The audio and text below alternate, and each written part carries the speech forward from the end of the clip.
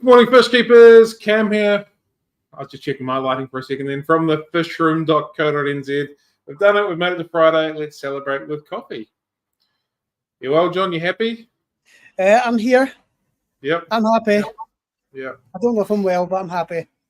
Cool. Just for the record, approximately 60 to 90 seconds ago, John wasn't with us. He didn't think he was going to be able to be with us, and through the light of miracles, we've made it. Well, he's made it. Yeah. So awesome. I apologise for any random motorbikes that go past throughout the live, but this is the best I can do. Cool. All right. We have a guest sitting there, so we won't wait too much longer. Good morning. How are you? Afternoon, even. Good evening. I'm good. How are you? Very good. Thank you. Thank you very much for joining us. It is much appreciated. No, thank you for having me. Cool. Do you want to just give everybody a little bit of background on who you are and where you've been through keeping fish and that sort of stuff? Of course. So my name's Georgie, and I currently work as the program officer for Shoal, which is a freshwater fish conservation charity. But since I can remember, I've been obsessed with fish. My dad started catch and release pike fishing when he was about 7.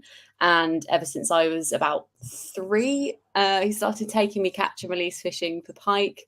And then from there, it's sort of cascaded into an all-consuming obsession with all things fish. I started keeping fish in my bedroom when I was about 10. By the age of 15, I was breeding axolotls and as many different fish as I could. And then went on to study marine biology and worked in various sort of government and statutory type roles that didn't quite fulfill me, but always had a real passion for diving, underwater photography, started doing that in a pretty big way. I worked on an Attenborough documentary for a year and then decided actually I just want to go full on fish conservation. And so I've been working at Shoal since April this year, but long-term kind of follower of Shoal and what they do and all things fish, and dabbled in whether it be kind of large scale community tanks or more recently more nano setups and shrimp and things like that. Just from a practical point of view, having lots of smaller tanks is a lot more feasible for me at the moment than having some kind of big setups. Yeah. Cool. Fantastic. Can you please explain what your role at Shoal is and what you do there?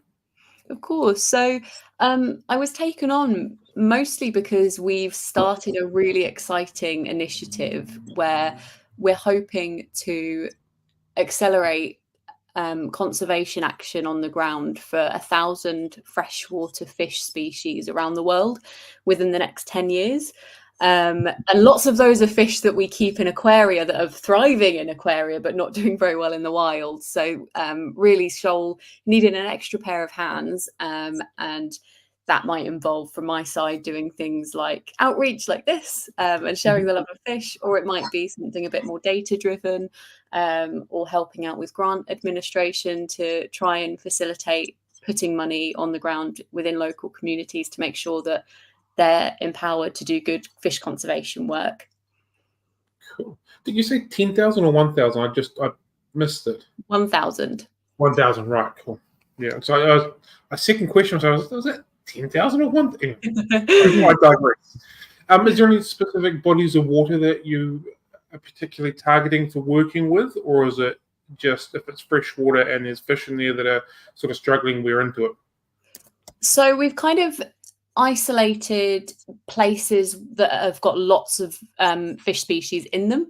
And there's quite a few regions around the world that you can imagine, some of the African Rift Valley lakes that we all know and love for cichlids, but also some places like the Western Ghats in India, where the denizen barb comes from. That's a real priority area for us. A lot of Southeast Asia has got amazing fish species and lots of them too. So we've got quite a few big priority regions. Some places in the Mediterranean like Greece and Turkey, Mexico, Brazil. I promise this is a narrowed down list as well. But yeah, so we've got quite a few. We're kind of launching 8 priority region programs over the next 5 years, and they include the ones that I've just mentioned and a couple of others. So basically, wherever there's lots of fish, we're interested. Sounds good. Sounds Yeah. good. Yeah. So what sort of inspired your want to work with Shoal, and how did your journey begin with them? So I had a really interesting interaction when I was working at the BBC. I kept trying to get freshwater fish into an episode for the series that I was working on. And you probably won't be shocked to hear that the producers weren't especially interested in that. They're like, unless it's charismatic megafauna, we're not really interested.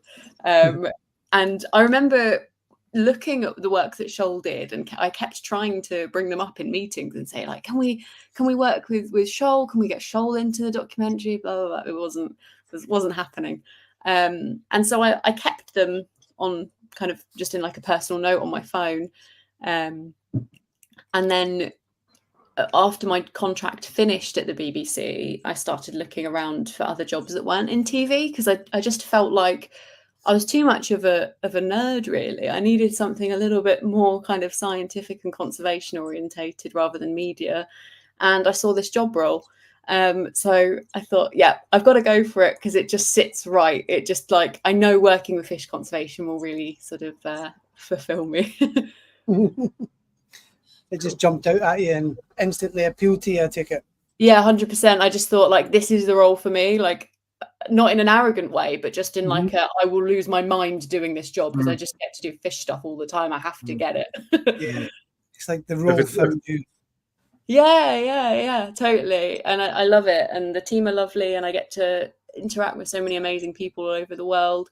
And yeah, it's perfect. I think you make quite a good point. Like, when it comes to freshwater stuff on documentaries, if it's not like a big old bear catching a big old salmon running through some, massive flowing water stream, you don't see a lot of it. Like, if you do see documentaries and it's a little bit underwater of a random tetra or like a catfish or something, it's like, oh wow, it's amazing, and you sort of go back there and watch it 3 or 4 times for like 5 seconds worth of footage. It's not a common thing, which is a bit of a shame, because they all play a part of the ecosystem, and there's so many different parts of the fish and the waters and stuff like that. So yeah, 100%. It was a real frustration of mine, because, like you say, fish usually, freshwater fish anyway, usually feature as prey for something that they view as more interesting, rather than being the main characters. And I'm, there's so much interesting parental behavior and mating dances and all sorts of crazy things that fish do that would make for great even soap operas, but they don't get a look in, unfortunately. So yeah, it would be really nice to see that movement more of making them the main character. Yeah, I totally agree there. Or even just individual documentaries on particular bits of water. Like, I've watched one on the Rift Lakes.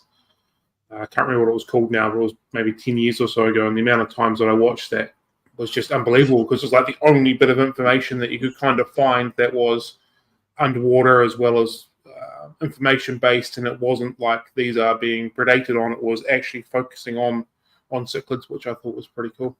Yeah, totally. I think I don't know if you saw it, but there was a big craze a year or so ago about Wild Isles. It was all about British wildlife that was produced by, it was narrated by David Attenborough, and they had a freshwater episode about freshwater in the UK. And there was some really nice examples there, but I always get frustrated when it will kind of focus more on the fact that water is a resource and it's useful for drinking or it's useful for shaping the land, but just kind of ignores the fish in it.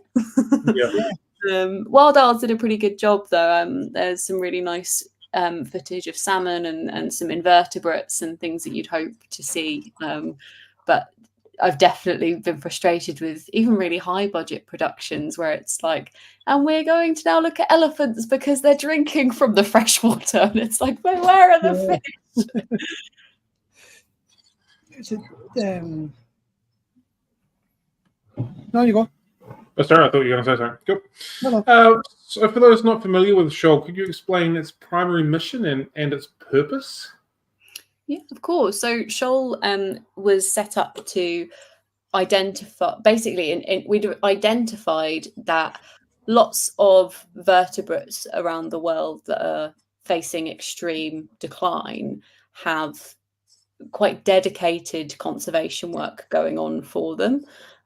Even the more obscure ones like amphibians are still receiving dedicated work for them on a kind of global scale. But with fish, that's not the case, with freshwater fish specifically. And the fact that they are one of the most endangered groups of vertebrates on the planet, but not really getting that much attention, made us feel like there needed to be like a dedicated body or organization or network of people that were just focusing on fish. And our objectives at the moment are very fish focused, but moving forward, we want to not just focus on fish, but focus on freshwater as a whole. And inadvertently, by working to conserve fish, it will definitely benefit habitats, people, and other species, without a doubt. Is there any specific species that are kind of on your top 3, top 5 list to be really working towards or working for, or are they all kind of aligning in together? Oh, that's a really good question. So there's 2 that instantly spring to mind, and I think it's because I've been working on them recently, so I'm really excited about them. One is the red-tailed shark minnow. I used to keep them in my tank when I was really young. Like I've been familiar with them for a really long time, but I didn't realize that they're critically endangered in the wild. And we've been working with Dr. Chavalit, who's one of the freshwater fish scientists in Thailand, to start working out whereabouts they still exist in the wild, because we're not sure they've seen that much of a dramatic decline. So we're hoping, well, we've just kind of put some money towards doing that work on the ground, and then looking at where we need to go from there to try and restore populations in the wild as well as in captivity. So cool. I've never heard them referred to as a red-tailed black minnow or whatever the added bit you added to. I had to do a quick Google. I assumed it was the red-tailed black shark that everyone refers to, and Rebecca's mentioned that's what the hobby name is. Yeah, I've never heard them referred to that. Interesting. I think sometimes in the UK they get referred to as the red-tailed shark minnow or red-tailed black shark. I'd heard them referred to as the red-tailed shark. That was what I knew them as. But yeah, all the same species. So they're in declining numbers in the wild. Is that what you were saying? Yeah, they're critically endangered, which essentially is one of the kind of predecessing rankings before extinct in the wild, basically. So they're very much at a very critical point of population decline that calls for very urgent action. And there's not been a whole lot of work to address that yet. So we're really excited to be working with local people and local scientists within their native range to actually try and help them out. What's causing the potential extinction? So I think obviously we breed them in captivity now. So this isn't an exercise in pointing the finger at hobbyists at all. Shoal, that's not what, obviously Shoal are keen on freshwater fish conservation, but that doesn't mean we're anti-hobbyist at all. I think perhaps in the past it might have been extraction for the hobby, but I think habitat degradation and water quality is likely a big contending factor here. I'm not an expert on them, but from my understanding, that's a big factor. I think invasive species and invasive plant species can become a really big problem as well. Something that I've sort of thrown up with my own conscience many times, and I know many a fish keeper do, is the argument between wild caught, captive bred sort of fish. Yeah. how much of an impact do you think the aquarium hobby as a whole has on?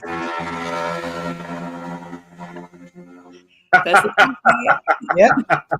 That's good stuff, that. How much of an impact do you think the aquarium hobby as a whole has on freshwater fish populations? Or is it bigger things at play, like environmental changes that are causing declines faster?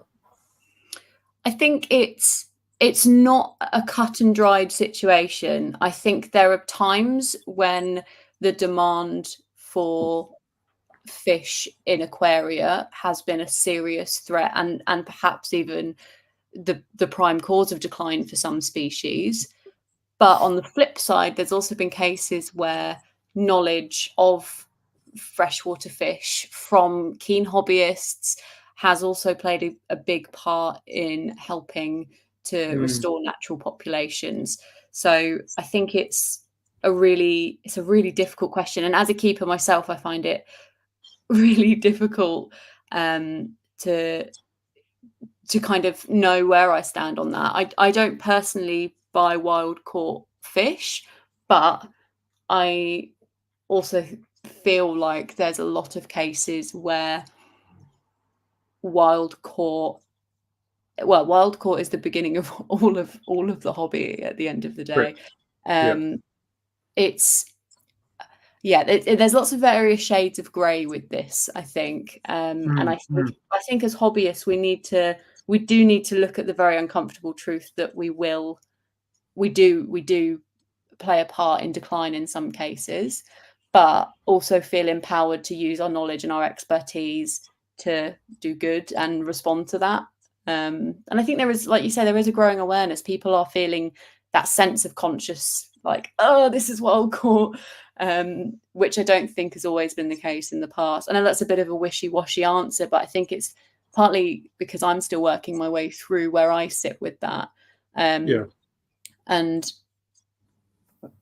Shoal is very much not an anti-hobbyist at all. We want to work with the hobby as much as we can, and we're hobbyists ourselves. But there's definitely cases where the drive for fish in the aquarium trade creates a situation where killifish are a great example of this, doing amazing in captivity. There's dedicated breeding groups and hobbyist groups all around the world, but they're one of our kind of within our list of priority fishes that we've made as part of this 1,000 Fishes initiative. There's over 2,000 species, freshwater fish species, that we've identified as being in urgent need of kind of conservation action, and over 200 of those are killifish. And a big part of that is because of their annual life cycle, living in these kind of transient puddles. Things like climate change, they're very vulnerable to, because they live in these tiny pools that can easily dry up. But when you add in the pressure of people taking them, for even if it's a small amount of people taking them, even if they're ones that are bred in captivity more broadly, but people know there's a demand for them, they might be facing poverty, they might feel like they know that they can sell them if they collect them, that still puts pressure on a dwindling population. So it's not like, oh, with or without the hobby, things would be better or things would be worse. It's really complicated. But I think from my interactions, and I'm sure your interactions with people that keep fish, people who keep fish love fish, and they're not, I really don't believe they're trying to do wrong by keeping fish, and by tapping into the fact that we all share that common good. I know it sounds a bit like we should all work together, but genuinely, like, there's so many people that are just purely obsessed with them. And I hope that moving forward, that can kind of help us maybe promote more local people to breed a species, should they be popular in the whilst. Sorry, I've just seen someone mention the fat catfish in the comments, and distracted me. It's a complicated answer, and I can't be clear cut with it because I'm still working out sort of the role myself. But I hope that sort of answers. I am uncertain if there will ever be a right or a wrong answer to that question or similar type questions, because there are so many different things at play when it comes to that. At what point is education important? At what point is sustainability for people catching the fish important? At what point is the supply chain of freighting fish from one place to another place to another place to another place going to be like? There's so much in there that needs to be unpacked. I'm uncertain it'll ever be potentially answered. And then there's the how many people care or how many people don't care at the same side of it. Like, there is definitely a group of people that are very passionate about it and do care, but then there's some other people who go, well, it's just a fish, who cares? So like, it's almost potentially a never answerable question. For sure. I don't think there is an easy answer to it, but I do think that in general, there is a deficit of understanding of how critical some of the wild populations are in that we keep and love in aquaria. And that's not to point the finger and say, oh, we shouldn't keep them then. It's more that I just think if more people were aware, perhaps it would be easier to get kind of public pressure or public understanding or funding. Any of those kinds of things would just be easier if there was more of a public consciousness around it. Similar to plastics, Blue Planet 2 put plastics right into the public heart, and scientists have been banging on about plastics for decades, and it didn't see much legislation change. And then Blue Planet 2 happened, and suddenly everyone's like, I've got my straw. And I think we need a similar thing with freshwater fish, in that at the moment there's lots of people that care, and there's quite a lot of people that do understand the situation, but it's not quite seeped into general consciousness, even with hobbyists, I don't think. And there's nothing wrong with that. It would just be really nice to have more of those conversations about wild populations, I think. Yeah, 100%. It's fairly easy to promote and get some backing for this really fluffy, cute, insert any animal that's becoming endangered, because people go, but fish are wet, slimy and cold and not quite as cute to cuddle. That's the real thing. So yeah. Also, for so many of these species that we've put on our priority list, and to reiterate, this priority list that we've created is essentially all of the fish in the world that are at the highest risk of extinction. And there's 2,238, I believe, on the list. So many of those don't have common names.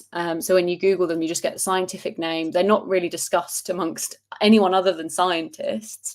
And there's either a couple of photos of them dead from when they were first described, or just a very basic line illustration.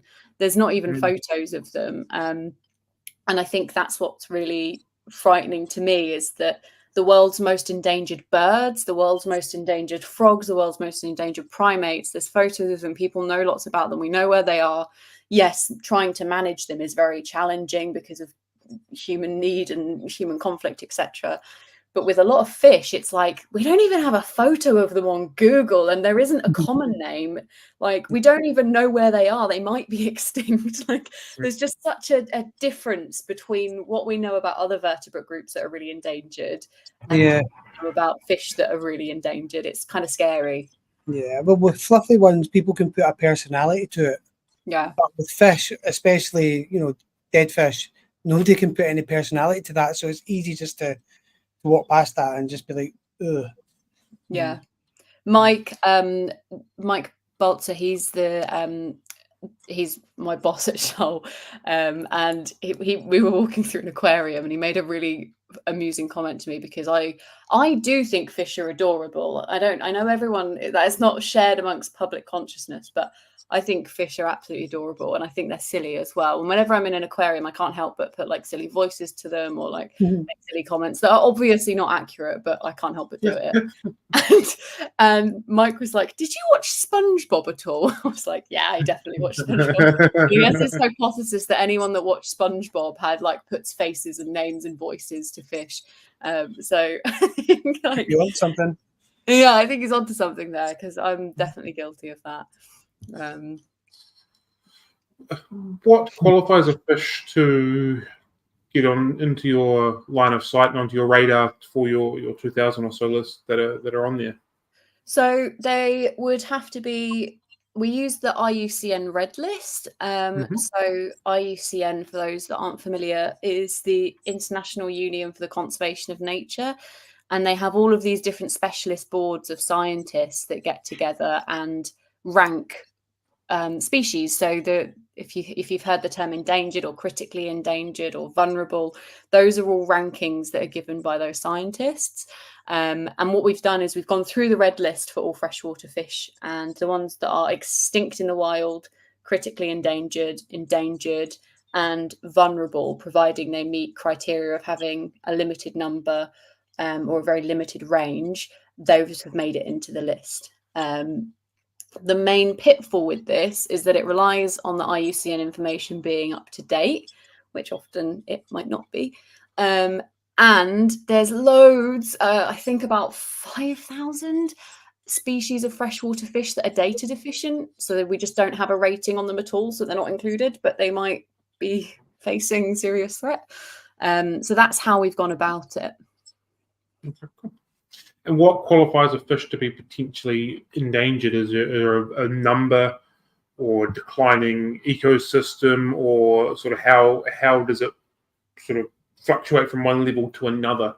Is there ways of recording that? So I haven't personally been involved in the ranking process because it's something that's quite technical. Yeah. It can be. It is something that fluctuates. So, for example, sorry, I'm just reading some of the comments and getting distracted. So, as an example, I used to work on a species of marine fish called the spur dog or spiny dogfish. They're a species of shark. And in the Northeast Atlantic, they were critically endangered because their stock levels had declined by about 95%. So that's the level of decline you're talking about potentially, in this case at least, for that kind of ranking. And then as they started to show stock recovery over the last 10 years, they're now classed as endangered in the Northeast Atlantic. And I don't know exactly what percentage.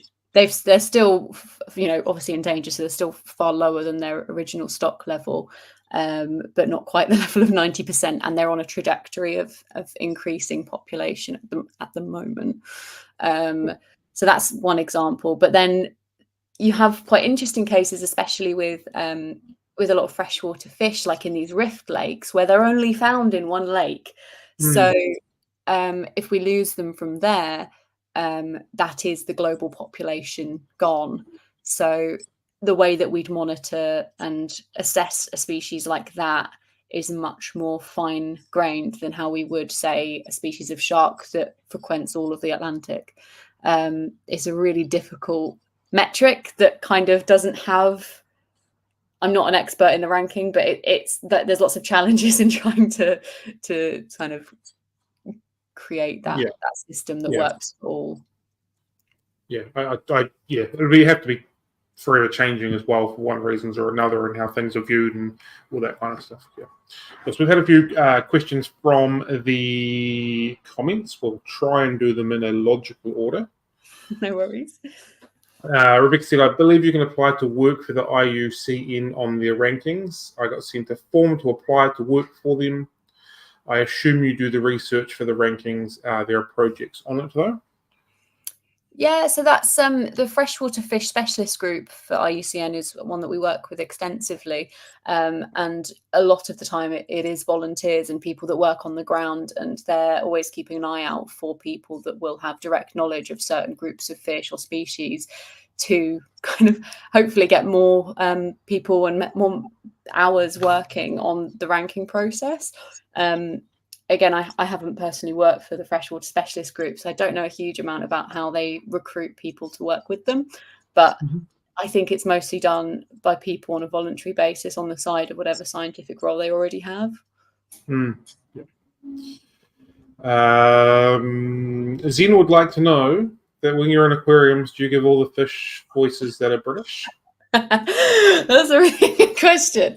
I think so.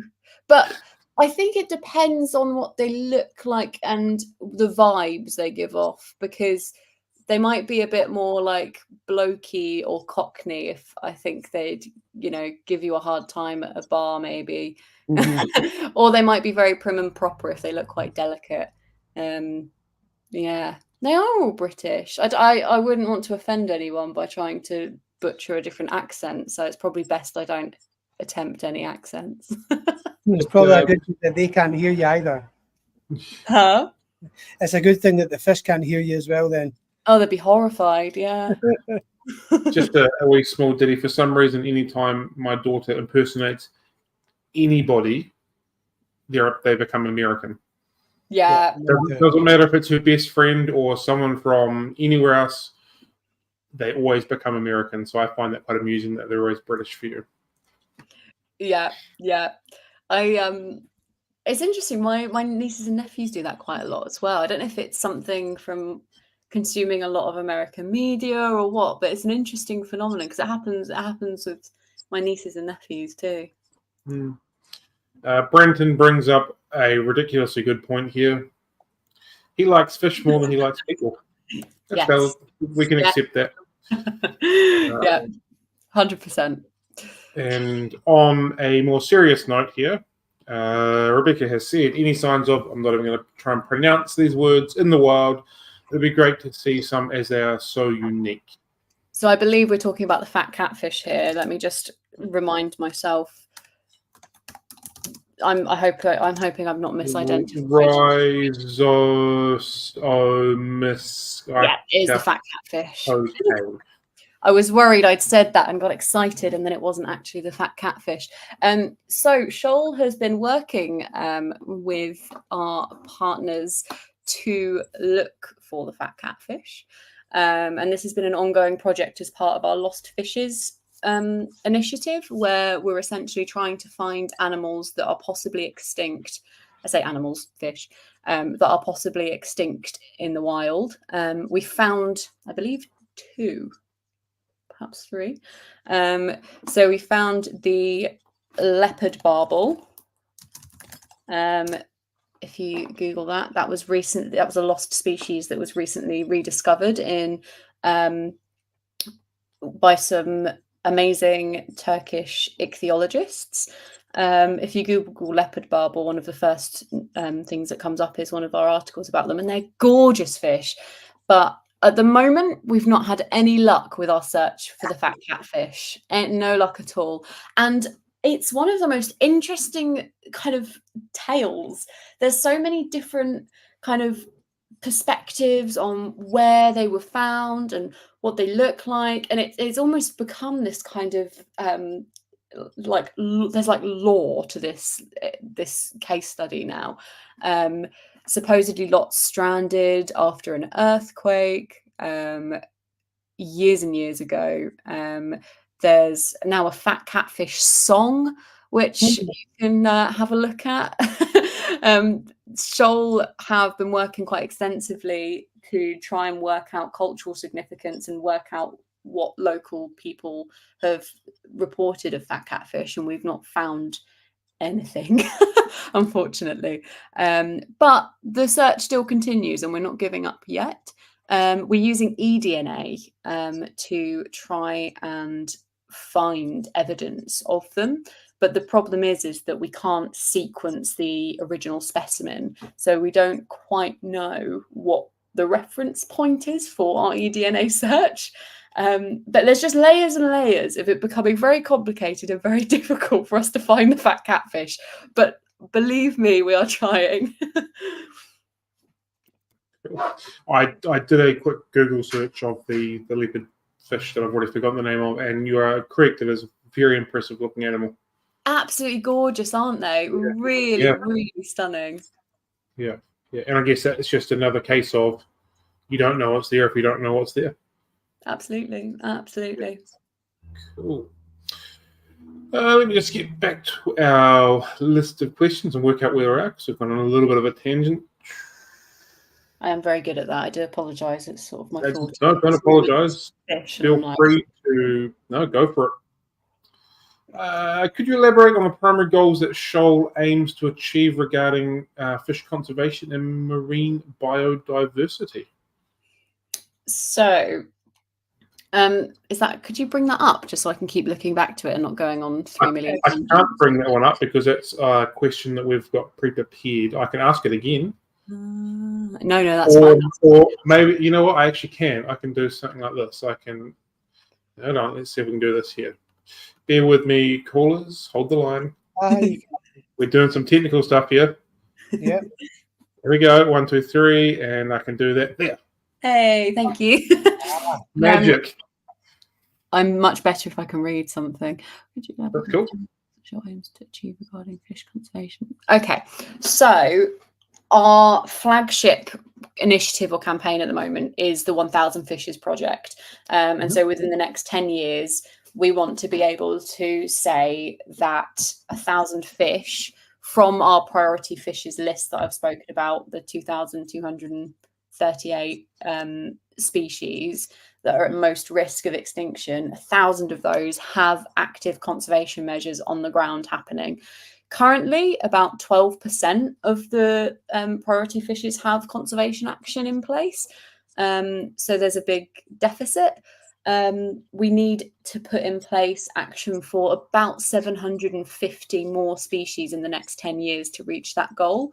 And we plan on doing that through various means, through partnering with whether it be kind of businesses or zoos or kind of strategic partners that can help us with their expertise or funds, to then make sure that local action partners and conservation groups who are on the ground within the community have the funding, the resources, and they're empowered to do the work. So that's our big kind of flagship, big goal and focus for the next 10 years. In terms of marine work, we're not really focused on marine. We might dabble in some species that migrate into freshwater, but we're really specific in our focus for just freshwater fish at the moment and freshwater habitats at the moment. Is there any species of fish that you can think of off the top of your head that are quite prominent in the hobby that are being worked on or endangered that might surprise people that are unaware of that?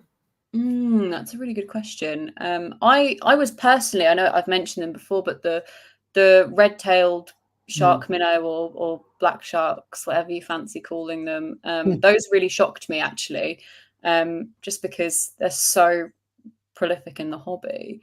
Quite a lot of rainbow fish as well are endangered, and that kind of shocked me as well. Yeah, quite a lot of the rainbow fish. They're one of our priority genre actually, because so many of the rainbow fish are endangered and critically endangered that the whole genre is, well, a few of the rainbow fish genre are priorities for us. Again, killifish as well. There's lots and lots of killifish species, over 200 of them, that are on our priority list. The ghost plec and the flash plec, those are also endangered as well. The Siamese, I never know how to say it, the Siamese bala shark. The big silver thing? Yeah. Again, not a shark, but I feel like the hobby's obsessed with calling stuff sharks when it's not. At least those ones look a little bit like a shark with the colour, and they look a little bit sharky. Yeah. So I get that one. Yeah, the red-tailed sharks, I'm never really sure where the sharkiness has come from. Maybe they've got a fairly big dorsal, don't they? Yeah. A little bit rounder, flattish. Could be part of that as well. Yeah. But I would say that the fact that over 200 killifish species are endangered or critically endangered or vulnerable, it really is like the big shock for me, just because they're so loved by hobbyists. I just had no idea that the problem with killifish was so vast. Yeah. I wouldn't have known that as well. I thought they were quite under control for the best part. I think also because a lot of these species breed very readily in captivity, Yeah, it's really, really hard to imagine that they're not doing well in the wild. It makes sense. correct. And like when you said that about rainbow fish, my first thought was, well, they breed so easily in captivity. Right. Right, but just because they breed easy in captivity doesn't mean there's lots of other things at play in the wild that are not causing decline. Absolutely, yeah. It relies on them being able to reach sexual maturity in time and the conditions being right for breeding, etc. Yeah. When you say flash pleco, is that the L204? Flash pleco. Yeah. They're really pretty fish, by the way. Yeah. L204, you're right. Let me check. Caraculus albivermis. Yes, L204, that's right. I'm not very familiar with the kind of L codes that you see for various catfishes and things. I'm not a big catfish specialist, so I tend to go by the Latin name or a common name if there is one. But yeah, L204, that's right. Cool. We've had a couple more questions come through. We will go with this one. Aren't Botia striata endangered as well? From memory, that's either the zebra loach or the yellow loach. They are. You're right. Yeah. That is on my list. They are also endangered. Yeah, good spot. Those are another really common one that are endangered in the wild. I don't know a huge amount about them actually. They're not one I've kept before. Yeah. Have you? I'm assuming you've probably kept them at some point. Yeah, in and out of the shop, stock them. I'm not sure if I was aware they were endangered though. It's interesting. Yeah. And there was another one along the similar range with the dwarf chain loach, the Bastia. I'm not even going to try cities. The dwarf chain loach. Yes. Yeah. That one I did know. Yeah, it's quite shocking actually. It kind of I'm working on, because we've got this 2,238 species, and I'm working on isolating all of the ones that are kept commonly in the hobby and putting that into a separate list, because I just think it'd be a really useful engagement tool. There's so many cichlids as well that are on the list, but I haven't delved into cichlids yet because it's quite the task. Yeah. Helen has brought up a fantastic point as well. Diamond tetras breed easily in captivity, but it doesn't stop them being extinct in Lake Valencia due to mining pollution, and that's a phenomenal point. It's absolutely. Yeah, Helen's made it a fantastic point. Just because they breed readily in captivity doesn't stop mining or habitat destruction or lakes drying up, all of these things. But I think it gives us this artificial sense of proliferation in the world because there's loads in tanks. But it's easy to forget when they're so easy to get a hold of. Yeah. Normally when something goes extinct, you stop seeing it everywhere. That's generally. But this type of hobby is not really the case that often. So definitely it gives us a bit of a false sense of security, and that's not to say that it's bad that we keep them even when they're threatened. I think it's hard for us to process it logically because there's such a sense of abundance. Correct. And they're always in shops and they're always available on supply lists, so surely they can't be. Aquatic News has said, what can we all do to help in our day-to-day lives? Are certain fish more detrimental to export than others? So a double question there. So for the first point, I would say that a really, really simple thing that you can do is check your detergents or check soaps that you're using, because you'll be surprised with how many of them give environmental warnings on the back about what's, especially in the UK, with how much of our wastewater ends up in rivers. You'll be surprised how many of your everyday detergents that you wash down the drain guilt-free are actually quite bad for the environment. So that's a really simple thing. Just by changing brand or changing to something that doesn't have those environmental warning labels, they usually have like a fish with a cross on the eye. It's like dead in a little triangle. Just don't buy that. It's like a really simple thing that you can do. Again, it's quite abstract. You probably won't ever see the positive impact that you've made, which is quite frustrating, but you can be safe in the knowledge that you are doing your bit. Other ways are quite difficult, really, because like as I was saying about even just the hobby, there's so many different things that intertwine, and for some fish or some species, then not doing X, Y, or Z is really helpful, and then for others it's a big problem. But I would say that's probably the number one and most simple thing that we can do. In terms of particular fish and exporting, I think at minimum, if you're considering buying a fish that you know to be wild caught, maybe just spend a bit of time researching that species population in the wild, and then decide for yourself where you stand on that. Because I think something I've noticed as a hobbyist is that if I type in, for example, like the redline pufferfish, if you go onto Google now and type in redline pufferfish, I'm going to do it now, you'll see pufferfish enthusiasts worldwide.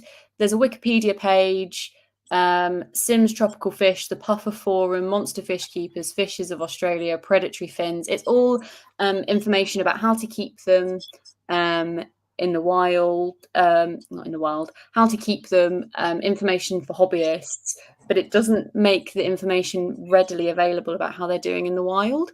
In fact, it says here that they're vulnerable in the wild, which I know is not true. And that's the first thing that comes up on Google.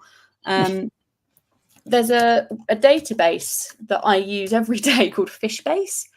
And it's one of my favorite websites. I'm just trying to find the exact listing for. So they're Tetradon postulatus. What a name!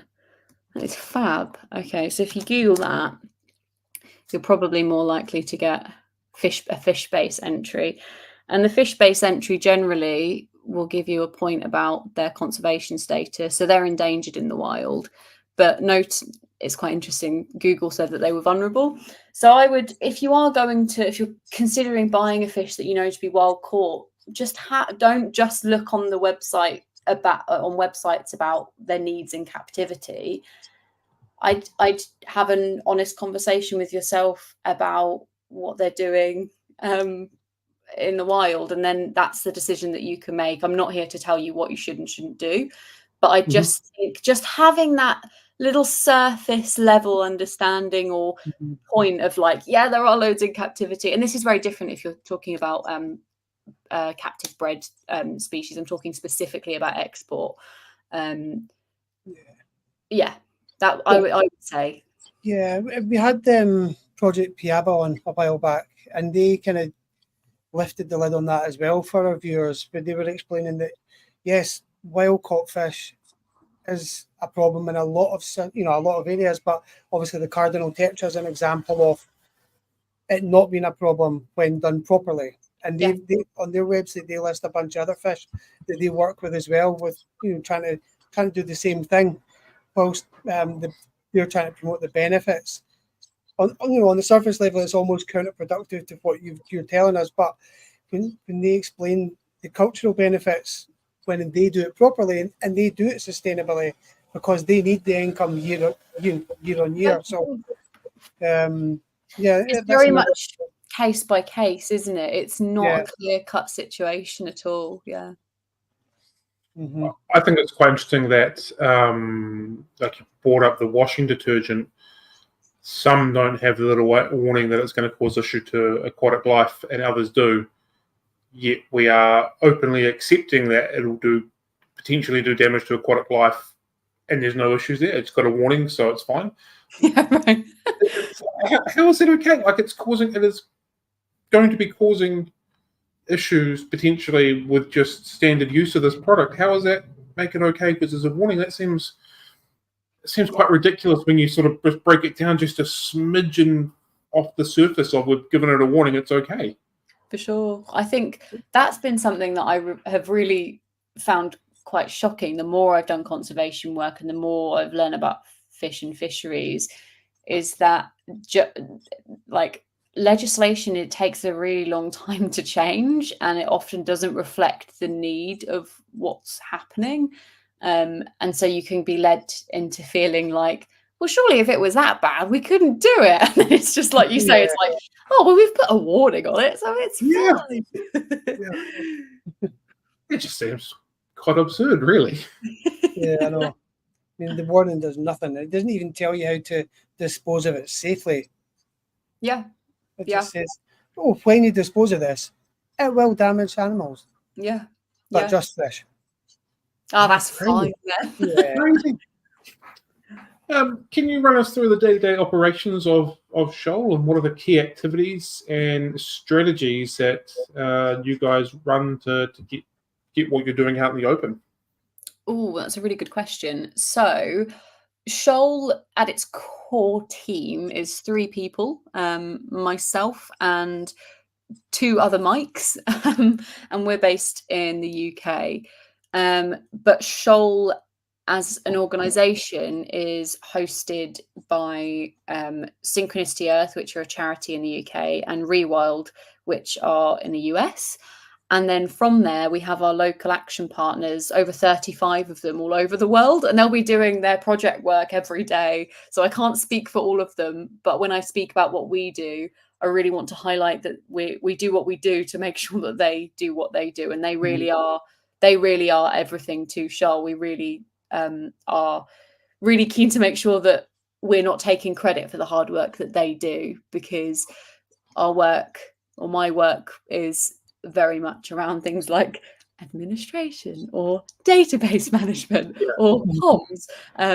But really the heart and soul of Shoal is in all of those local action partners that day to day are working on the ground, whether that's doing fish surveys, whether that's trying to work out breeding for like beta fish, or it really is vast amongst the network of people that we either fund or support. So all sorts, really. All sorts. Yeah. So you've obviously got some strategic partners that you're working with. How do those relationships work, and how do you work with them, and how do they work with you, and how does that just the Shoal ecosystem, I suppose, is a good way of putting it. How does that kind of happen? So there's lots of different kind of ways in which we work with strategic partners. A classic example is zoos, and working on the knowledge that they have and the conservation work that they're already doing with freshwater fish species to support ex situ conservation work. So breeding programs for fish that might not stand a chance unless we kind of take them out of the wild and start breeding them with the intention of re-release at some point. So working with zoos were a really key one for us. Other examples are there's a sort of denomination of IUCN called ASAP, and they work for basically work on Asian species. And we've partnered with them and Mandai Nature in Singapore to provide small grants to local partners and projects that are doing work in Southeast Asia. And that's been a really, really exciting collaboration, because it's allowed us to form new contacts and work on new projects and work on new species that we otherwise might not have been able to. And then increasingly, I think what we're wanting to do is work more with businesses in the hobby and try and use them as a way of getting hobbyists excited about what we're doing. Like, we'd love for us to be the conservation organisation that hobbyists think of when they think of freshwater fish, because we're still relatively young and people still don't always know about us. So it would be really lovely to work with some of those bigger brands within the hobby that people know about, so that maybe X amount of pennies are donated for every filter you buy or whatever, that would help us divert more money to conservation, but it would also just put us into the kind of knowledge of hobbyists. Yeah, there's lots of different ways that we're hoping to work with these strategic partners, whether it be more conservation directly, like with ex situ conservation zoos, or maybe as another source of donations and finances, or whether it's expertise groups like the Paris Raminus project. I struggle to say that, Genus. So they can kind of support local action partners that are working with Paris Raminus species. Yeah. So when you say businesses, are you talking like retail shops, exporters, or are you thinking like bigger brands like Fluvels and Seachems and that sort of thing?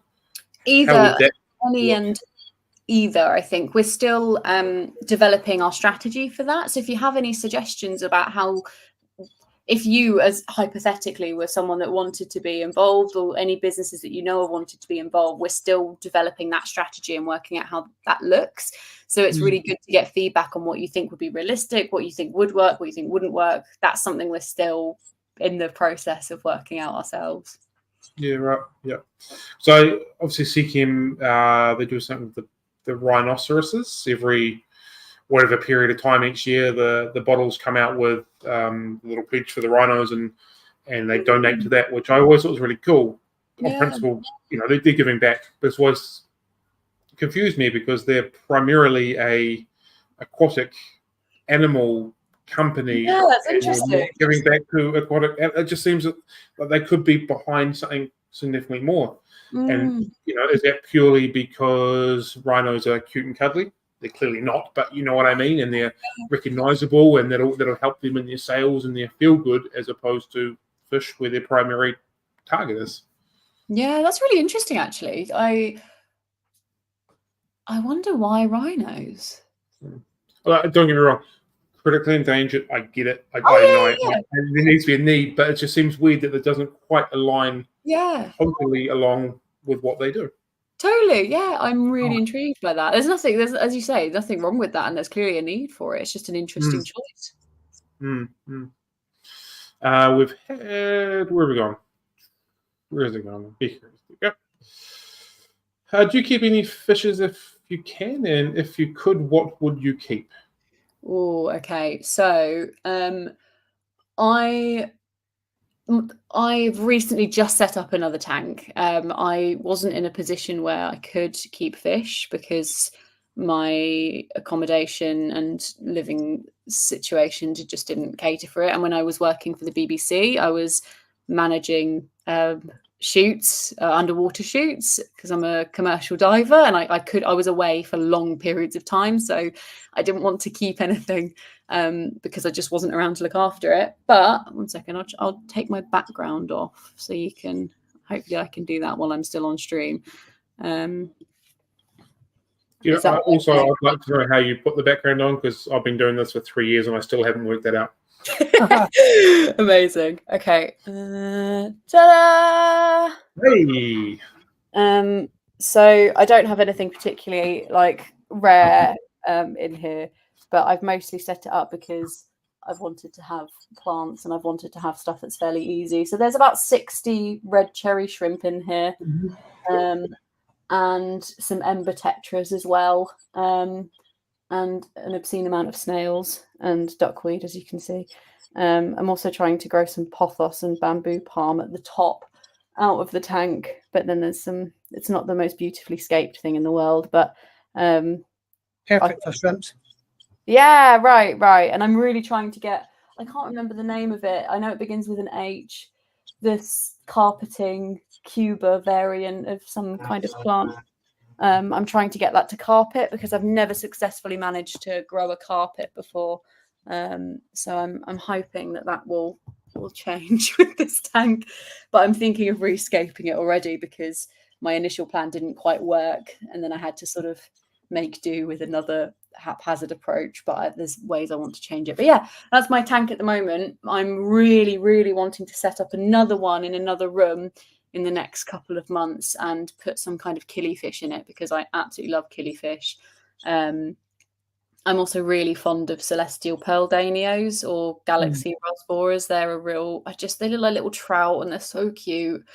I think in the long run, I'd love to do proper biotope setups, like big biotope black water type setups. Yeah. That Speaking my language. would be like, oh, but I just don't really have the space for it at the moment. And I think in the next like year or two, I do have a 4-foot tank, but I don't have anywhere to put it. So it's in my friend's garage. So once I get that back, that's going to be Blackwater type vibe. Cool. Nice. Had a couple of comments come through. Rebecca said representative animals carry to use one animal to represent certain ecosystems, which would probably make sense when we were talking about the rhinos on the Seeking bottles, although I thought it was a direct conservation towards the rhinos, but that makes total sense. Yeah, we've been talking to a researcher who studies flagship animals and what makes for a good flagship animal and what makes for a good sort of for good branding, basically. And there's quite a lot of interesting cultural studies in that, because things like crocodiles have a lot of negative interactions with humans, but yet in lots of cultures they're really praised and they make for really good flagship animals and people really get behind them. But then for a lot of fishes like sharks, the fact that there's a lot of human conflict doesn't go in their favor. So it's really weird to work out that sweet spot of like what makes a good flagship animal. Makes sense. And the other one we've had here, which is quite important, I think. Lucas said, Georgie would love to chat about what we might be able to do at a fish club level. At the moment, I'm the president of a club that has over 200 members. I'm sure those people could get more involved. Yeah, absolutely. I'd love to chat with you. I don't know if you can provide my email, but my email is georgie@shoal.org.uk. If you want to reach out to me with any suggestions or any questions about your club or your shop or you personally, I'd really love to chat and I'd be really keen to. In the next 6 months, as I said, Shoal are really planning on honing in their kind of strategy and how we want to work with hobbyists. So now's a really good time to hear from people like yourselves about what you think would be a really good way for us to move forward with that. Cool. There we go.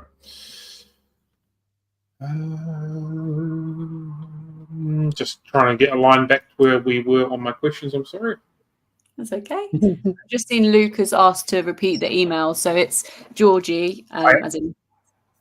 Yeah, John's chucked it on the scrolling thing down the bottom. So thank you. That's right. All right. Cool. All right. Are there any recent or ongoing projects that you're particularly excited about at the moment? Like one that's really doing it for you?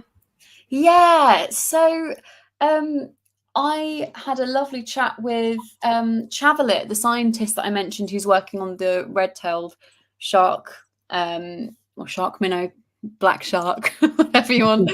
And he has pitched a project about a fish that I hadn't actually heard of, but has made its way into the hobby. And the story behind it just really captivated me. So it's called a Sompong's rasbora. And I can put the name. Have you heard of it? I believe so. So it's, let me just for those who want to, I've just put this in the chat for if you want to pass it on. But so that's the one, and basically it's a really interesting one because these tiny little rasboras are, their native range is within kind of these transient water bodies that are used as mostly rice paddies now. So all of these little tributaries of rivers and pools are either the paddies are completely flooded during the wet season or very dry, and they go to these refuge areas to breed along small little river channels around the rice paddy fields. And a year or so ago, they sampled there and they were in about 3 or 4 refuge areas in the dry season on these rivers. But what's happened in those rivers is that these invasive plants and pollution has completely degraded the habitat. So they're no longer in those refuge areas anymore. And essentially, the only place that they are now in, because of collection for the trade and because of habitat destruction, is a small pond within a temple. And that's the only place that they're safe, basically, because it's not polluted. And well, some people are still collecting for the trade, but not widely. So they're safe in that one refuge, and that is essentially this little pool in a temple is the only place in the wild that these rasboras exist. So he's looking to establish whether or not there's any other refuge areas he's missed, look at basically forming agreements with the local community to make sure that that temple pond stays safe, and then trying to improve the habitat quality of those breeding areas that they were in before they ended up all just stuck in this one pool. So that when I heard that story and the way that it's kind of panned out over time, it just really sort of made me feel excited about the kind of work that is able to happen if we kind of give it the attention it deserves, because this is a fish that we would have just lost, full stop. So that's really exciting. I'm really, really excited to see what Travel It does with that. Yeah, that's very cool. Yeah. I might be totally wrong, but didn't something similar happen with the white cloud mountain minnow? I think so, yeah. Right down to just one tiny little spot, and that's all. I think so. I don't know a huge amount about them, but I'm pretty sure. Yeah. I'm pretty sure that's the case. Yeah. Cool.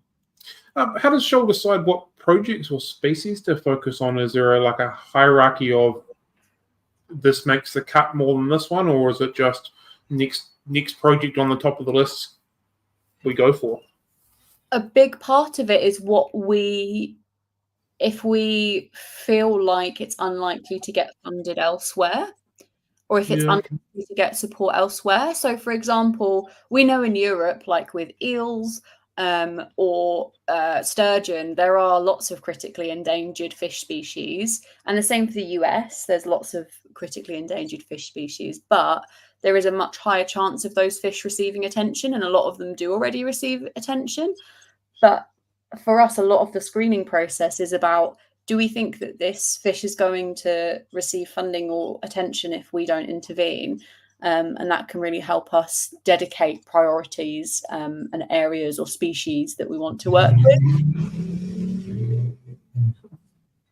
Luke has brought up, do you do anything to prep those areas? Like he said, in California, they pump rice paddies with a gaseous ammonia right before flooding, which he doesn't believe will be to help the fish tests. Oh, that's a really interesting question. I actually don't know. I'm not sure. I would imagine there is some kind of fertilizer used, and that's contributed to eutrophication of the rivers. But I'm speaking from guesswork here because it was a while ago since I did some of the research for the project. But I would imagine that is definitely a contributing factor. But the specifics of it, I'm not educated enough to confirm. Cool. Can you share some of Shoal's successes or achievements so far that you're quite proud of, or the organisation are proud of? I think recently the leopard barbel rediscovery was really exciting. The Lost Fishes project, which I'll link, we found quite a few species that we didn't know necessarily were in existence. So also the Batman river loach was another one that we rediscovered. I forgot to mention that. So it was the leopard barbel and the Batman river loach have been rediscovered, with the leopard barbel being the most common one. When the Batman river loach was rediscovered, that was kind of made it into mainstream media. We ended up on The Chase in the UK, which is quite a popular game show. So we were like, yay! And I think it was us that came up with the name, the Batman River Loach. So we know that information came from us and our project because we were the ones that called it that. So that was really exciting. And I think to see general excitement for fish that otherwise perhaps people wouldn't know about and being rediscovered really excites me, because again, it just highlights how little we know and how much we have to learn. I'm just Googling the Batman River Loach because it sounds like a cool name, let alone anything else. Right. I remember a couple of years ago, Shoal did an artists competition. Yeah, that's great. Maybe before you started, if you've only been there 6 months, but I was working with Ivan McColgy at the time, and he was on the judging panel. So I'm not involved, but I was privy to a lot of the things coming through, and a lot of them had the really funny names as well, which were really quite amusing. Definitely. I'm really keen to do some sort of campaign where we name some of those fish some of the many fish that don't have names. I'm sure most of the submissions will be like Fishy McFishface, but I welcome it. Yeah, with a British accent. Yeah. Good times. What are you most proud of in terms of the impact that Shoal's had, either prior to you being with them or even when you've been with them? I think the fact that it's quite a general answer, but I'm really, really proud of the general kind of spirit that Shoal has towards freshwater fish conservation. I think that what we're doing, and I'm not just saying this because I work for them, like I hope you can tell I'm generally just a fish nerd. I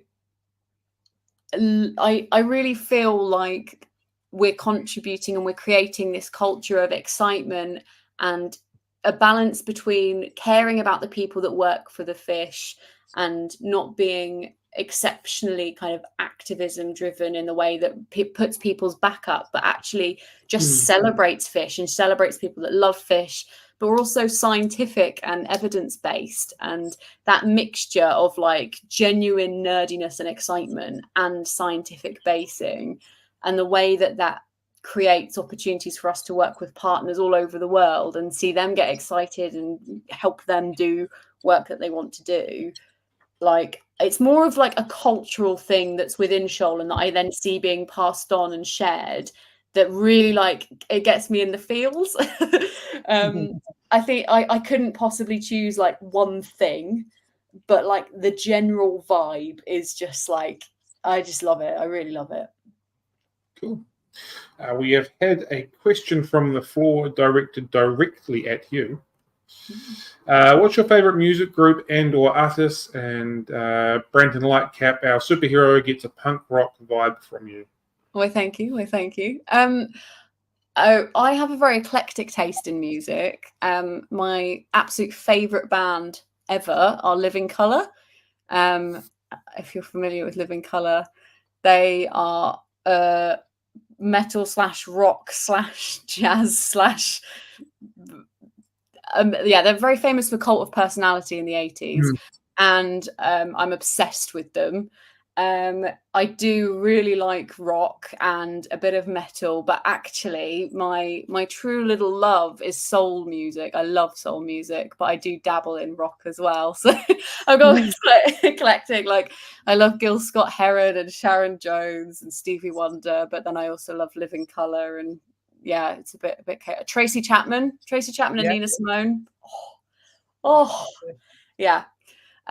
So I do appreciate the punk rock vibe, though. I take that as a compliment. I think in terms of aesthetic, I do kind of aim for a more alternative look, but I'm actually just a massive soul jazz hippie at heart.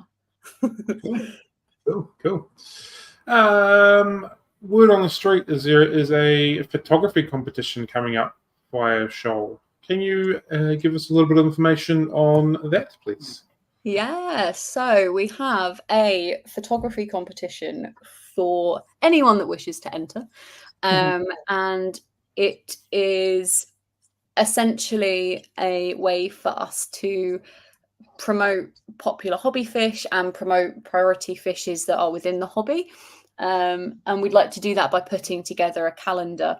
And then we're partnering with a kind of calendar publishing or distributing company. And then we'd then like to use those photos, and I will be on the judging panel for that. And we're really getting some lovely photos in already, and any more that you have of fish that you have at home, fish that you've seen in the wild, all is welcome. All is welcome, and we'd love to have your submissions. Cool. Well, of course, on the website, I take it, yeah. Yes, there's a link to that on the website. I can get that for you if you like. I'll drop it up, don't worry. Oh, thank you.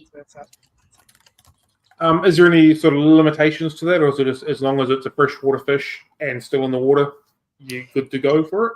Yeah, initially we were just doing priority fishes, but we have we've broadened the competition rules, because actually there aren't as many priority fish photos as we'd hoped. So any fish species that's popular in the aquarium hobby, whatever it may be, it doesn't have to be endangered, it doesn't have to be struggling, just a fish in your tank, or out of your tank if you've got a pond, or I don't know. But yeah. Is this like a one-off thing, or are you hoping to make this a regular annual type of scenario? That would be amazing. It depends on the reception of the calendar, because we'll see. I think that the intention is always to keep longevity with these sorts of things. So yeah, hopefully so. Cool. And I'm assuming it's in a way to try and fund Shoal, sell the calendars again, fund back a little bit as well at the same time, as well as hopefully getting some attention on the organisation and the fish and that sort of stuff as well. That's kind of the overall view of it. For sure, yeah. It's equal parts trying to get some money together for conservation and equal parts outreach and making people feel like they're a part of something and engaging the hobbyists and putting the word out there, for sure. Cool. There you go, people. If you are handy with photography, if you're handy with a camera, get snapping and get entering. Yeah, please. Cool. What are some of the biggest challenges that Shoal faces in its conservation work? So the obvious one is funding. If you look at the amount of conservation projects that are funded every year, a very small percentage go towards freshwater, and an even smaller subset go towards freshwater fish. So there's a very clear absence of funding being directed. I believe that will change in the future, a bit like how marine has seen a real splurge of funding in things like seagrass, which were relatively obscure before. That's not quite happened for freshwater fish. So the obvious one to say is funding. I think the second one that comes to mind is that I think conservation historically has, and still today, attracts people to work in it who are primarily interested in the species and whatever that may be. But I really believe, and I think there's increased awareness now, that conservation is mostly a human problem, in that most of the time, if you provide more resources and empower people who are perhaps facing poverty, a lot of conservation problems will naturally decline, because people won't be obliged to make the decisions that they're making, or they might be more empowered to have better equipment, or to, for example, like with aquaculture, have less escapees because they're able to, invest in better equipment or whatever. There's lots of different ways in which, by helping people, you help the species that you're wanting to help. And I think in the past, a lot of the ways that we've done it is we've kind of gone to a place, dictated what needs to happen for that species, and not really incorporated what the local community need. And I think that there's still a relic of that. And I think really so much of conservation comes from humanitarian crises. and we need to make funders and make people more comfortable funding stuff that helps people so that we can help fish. I know it doesn't sound as kind of gripping as going in there and getting your hands dirty and tagging a fish, and we do still need all of that data and we need that kind of basis, but there's a lot of it that actually is just about having conversations and seeing what people need. So it's a problem, but I'm pleased to say that from what I've seen, there is more of an awareness about that now. Cool. Totally off topic to what we're just talking about, but totally on topic at the same time. Aligning with the photograph competition. A few months back, I was just sifting through Facebook, and one of the aquarium shops in the UK was showing off some of the pins that you guys have, which is, I'd already been aware of Shoal, but it kind of brought me back into your ecosystem per se. Do you still have those pins for sale in the UK? And is that another get our organisation out and about sort of thing for those that aren't aware? Yeah, so the pins have initially been like a pilot. We haven't wanted to invest in loads and loads of them in case they didn't sell. Yeah. And we're still piloting those. So there's you can see on our website, I can't remember all of them off the top of our head, but you can see on our website all of the shops in the UK that have them for sale. But yeah, there are still shops that have them, and we'll be kind of seeing where we go next with that. It would be nice if we could get that to a place where, a bit like the RSPB pin badges that are just in like every pub, a lot of the kind of classic Maidenhead Aquatics, all those bigger names would one day stock them. That would be really really good. But yeah, I think we've learned quite a lot through this pilot, and we think we need more designs because there's only 3 varieties, and we need to sort of target specific shops that we think that the audience would sort of be more swayed by them. Yeah, cool. Rebecca has said we need a diversity of pleco pins as pleco people will buy them. I'm assuming that means you've already got the pleco one then, Rebecca?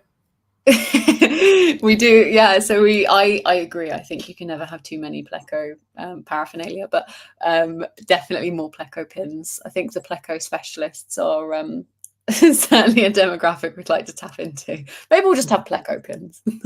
I do feel a bit sad though. The Cory pins have been the least kind of well received. So I do shed a tear for the little Corys that have been sat. That's unusual. That is surprising. Yeah, because they're usually the most common and most popular. So, for sure.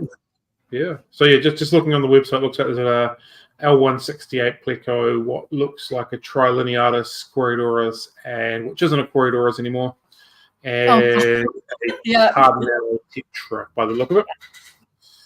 Yeah. So very cool. Yeah. So that was what kind of brought me back into your ecosystem, which I thought was cool. So. Oh, that's really good insight to know, though. So thanks for sharing. It's good to know that they've been a good vehicle for people. Like, yeah, I think it might have been the Fish Barn from memory. Might have put a post up or something. I was like, oh man, they're really cool, and then kind of just flowed on from there. Then that started with a hey, do you want to jump on with us? And here we are today. So hey, that worked. Ironically, I've just said like, oh, people forget about Corys. I forgot to mention I have pygmy Corys in my tank, so I'm a massive hypocrite and completely overlooked my little pygmy Corys, and then complained about people overlooking the Corys, which aren't Corys now. Yes. Cool. What do we got here? What role do you think public awareness and education play in your conservation work? And how do Shoal try to enhance this and get more people involved and on board? So I know everyone at Shoal really shares this desire to just get freshwater fish out into public knowledge. I think it's going to be crucial. I don't think that's necessarily always shared, because I know that it's niche, and so some people feel quite defeatist about it, that we can't possibly expect people to care. But I'm very much a stubborn optimist about that, and I think people will care about even the kind of most niche things if they're packaged in the right way. I just think that I think internet meme culture has proven that, in that some of the most obscure, like blobfish, suddenly everyone's obsessed with blobfish, which were, before internet meme culture took hold of them, were just a very obscure deep sea fish that happen to look somewhat horrific when they're dredged up from thousands of meters. And that for me really sparks something in me, where I feel like if we package it in the right way and we play on, that there are people like us who are naturally infatuated with fish, and rightly so, but for the people that aren't, I do think that there's different ways that we can get non-hobbyists involved, whether that's through humor, whether that's through engaging more with young people. I really kind of believe that there's ways in there, and we haven't formalized our strategy for that yet, but we are really keen to reach new people, and anglers are another untapped group of people that love fish, so potentially they will play a part in our overall kind of the way that we reach out to people that aren't doing that conservation action on the ground moving forward. I'd really like to see people feel like they're a part of it, and we're trying to work out the best way to do that. Again, if you have any ideas, let me know. I wish 5, 6, 7, 8 years ago, however long ago it was, that I started my business, my first question that I wanted to try and solve or have a solution to is, how do you get more people interested in keeping aquariums? Theory being, New Zealand is a very small market, so a very small piece of pie. The bigger you make the pie, the more people get involved, the more money going around. So purely on a business point of view, I wanted to try and work that out. 5, 6, 7, 8, 10 years, however long it is on, I still have no freaking idea how to answer that question. Yeah. And I feel it's probably a similar scenario with that. How do you answer this question that there possibly isn't an answer for? Yeah. But things like the meme culture, if a little meme picks off and away you go, things start rolling. Obviously, Finding Nemo, for whether you want to think it was a positive thing or a negative thing for the aquarium industry, helped raise awareness for the aquarium industry. So it might take something in mainstream to pick it up, and all of a sudden it becomes popular again. But how that achieves, I've got no idea. Yeah. I think for now, we're really just wanting to start with hobbyists who have a pre-existing obsession, and make ourselves known and available, and just go from there. But like you say, a lot of these questions don't have answers yet.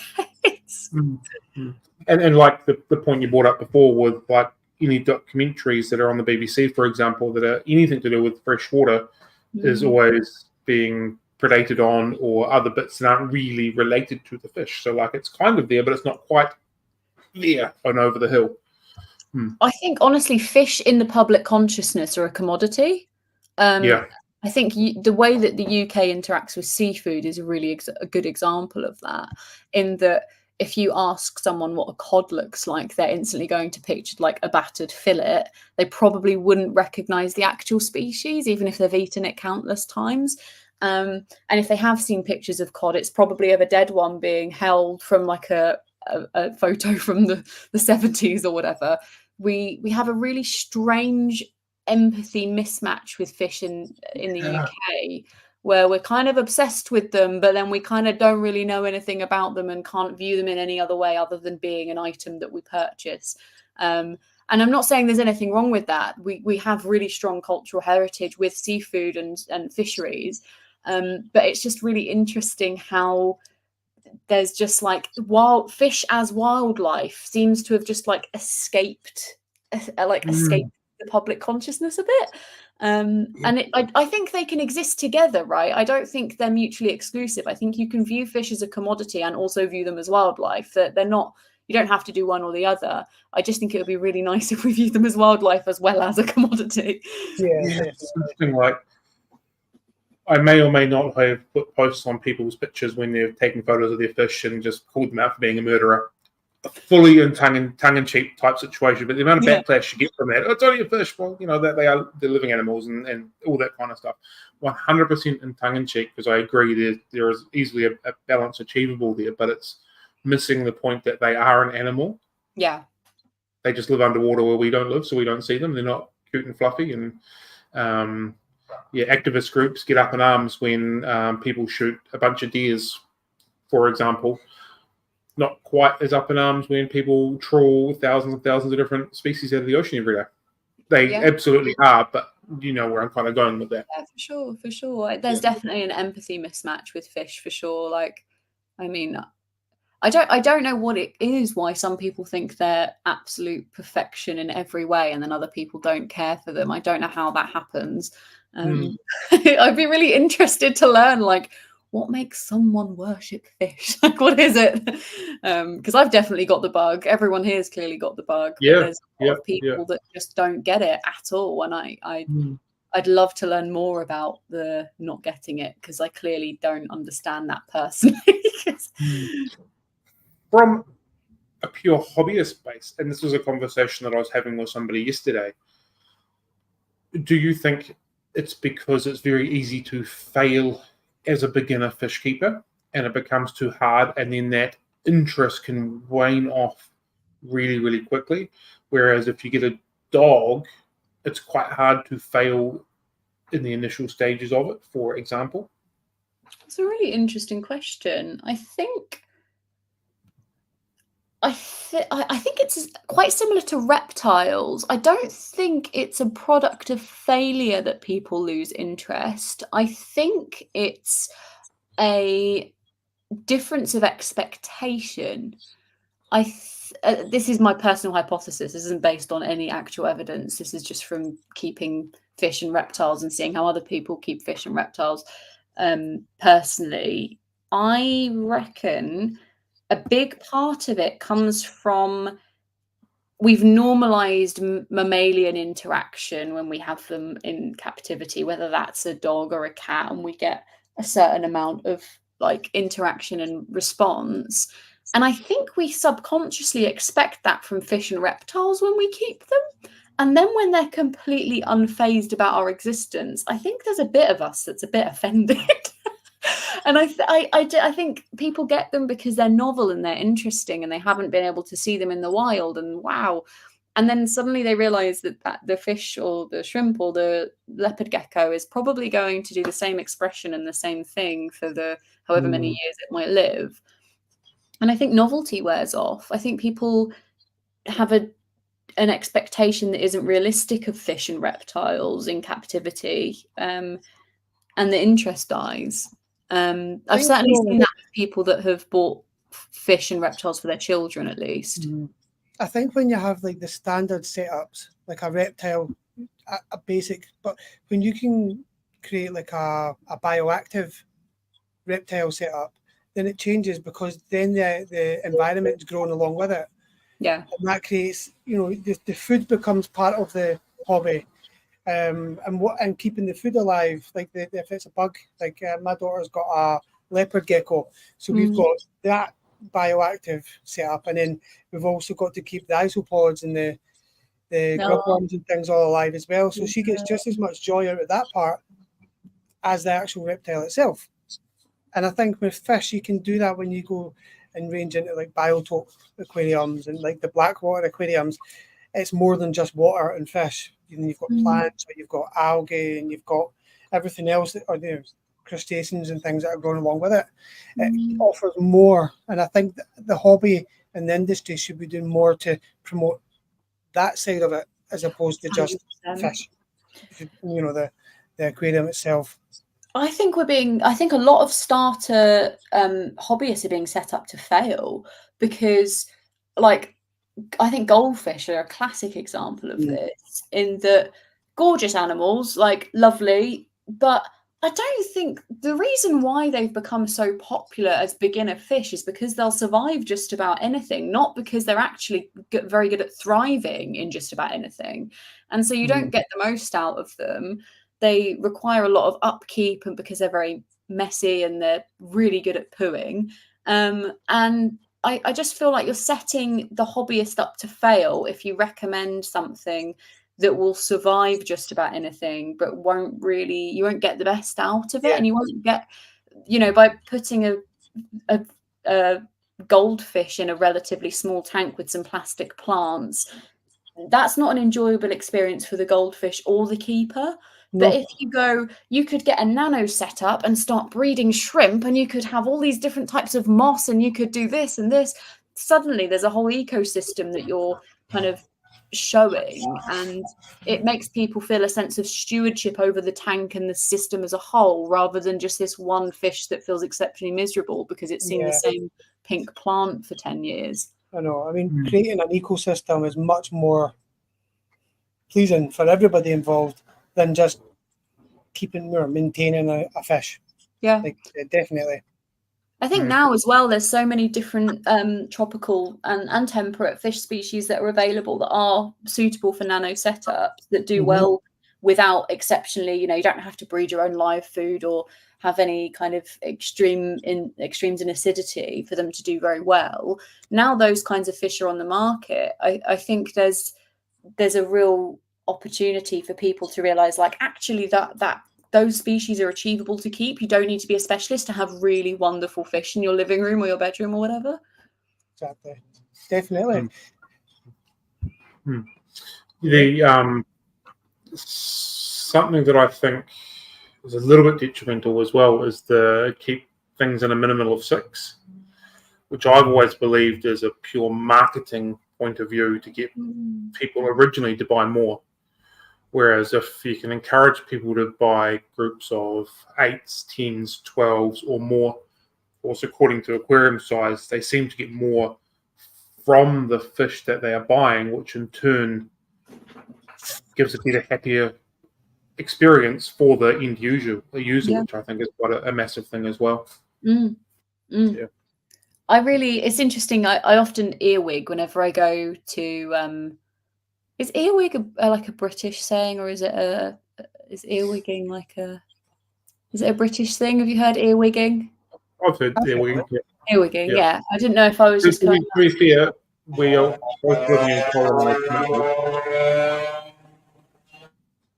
Excuse yourself, John. How dare you? What did you have for dinner?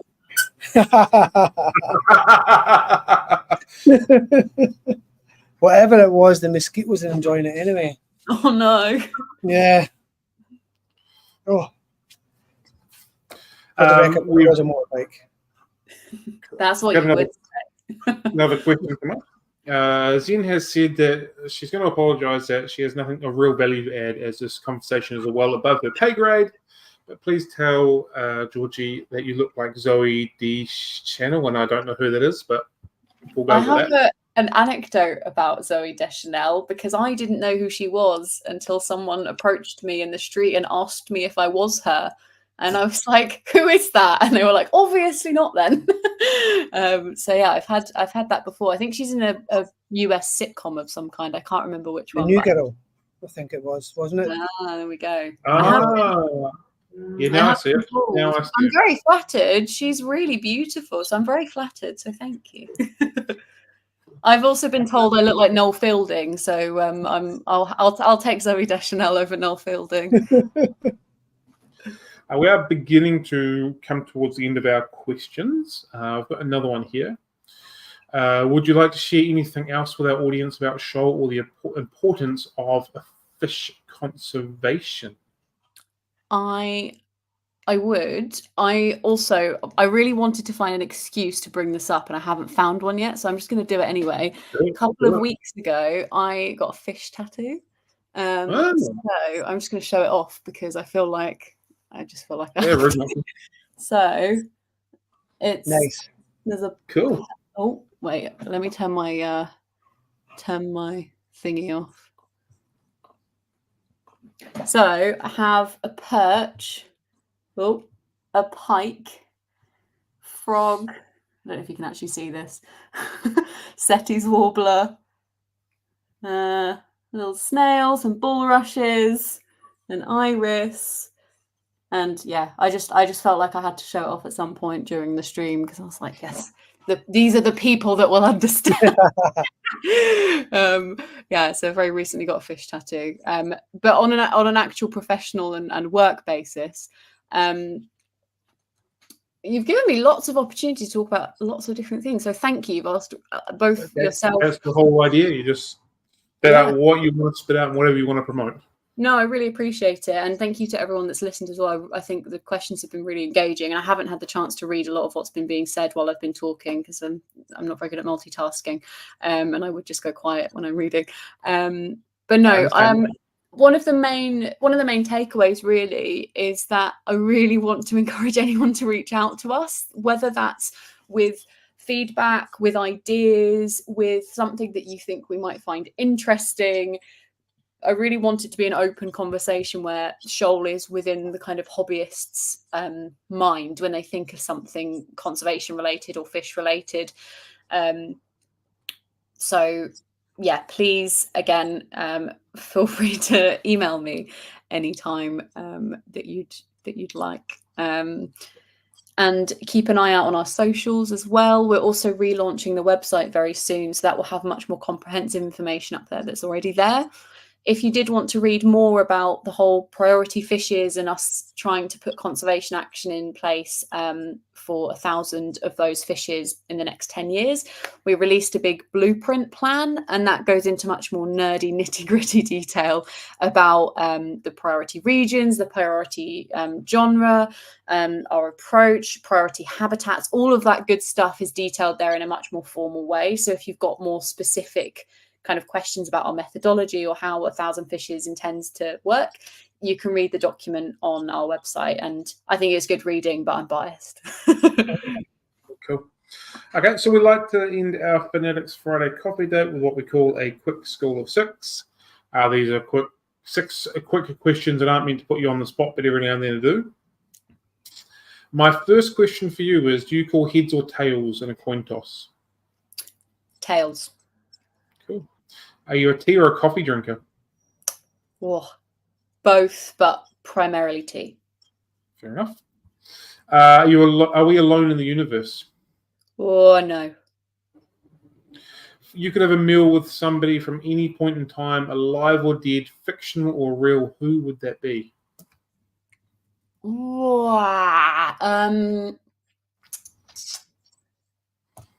I think it would have to be someone like Nina Simone. Like Tracy Chapman, Nina Simone. It would be one of my musical kind of civil rights soul-y people, I think. Nice. Paper, scissors, rocks. What's your first call? Rock, because geology rocks. What is a unicorn fish for you? One that you'd like to take photos of, keep in an aquarium, do some research on? What is that one fish for you? Coelacanth. Cool. And the last question, which actually makes 7, is where can people find you or your organization? So I am on Instagram and I mostly post underwater photography, and I'm at Georgie_Bull_. And Shoal is, I should know that off the top of my head. I don't know what Shoal is off the top of my head. I'm so sorry. Shoal is, you can find me as part of my organization at Shoal_org. And that's ORG as in organization. Fantastic. Thank you very much for your time today and giving us a little bit of information, a bit of rundown on how Shoal works and what the approach you're doing. I've found it incredibly fascinating. Some of the numbers you put out and some of the things that are being done, I think is quite very cool. And there's obviously a strong passion there coming through from you. And I would assume it's exactly the same from the other members of your organization. So I greatly appreciate your time. And I know everybody who has been watching in the chat will have enjoyed this as well. So thank you very much. No, thank you. I really, really appreciate the time, and I really appreciate all the comments. And I'll be sure to catch up with what people are saying after the stream. So thank you so much for all of your time. It's been lovely. Thanks for joining us, John. Yeah.